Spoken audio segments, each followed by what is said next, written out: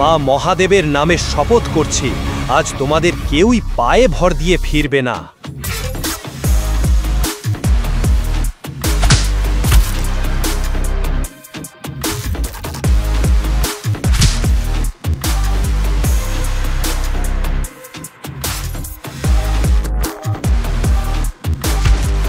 একসঙ্গে দেহরক্ষীদের মেরে ফেলা কোনো মজা ছিল না।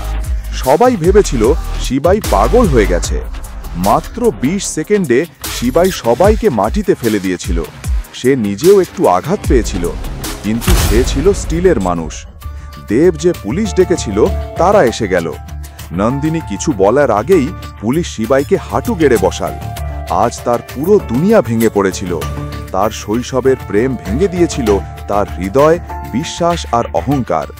তার মাথায় শুধু একটা প্রশ্নই প্রতিধ্বনিত হচ্ছিল, এ কি সেই মানুষ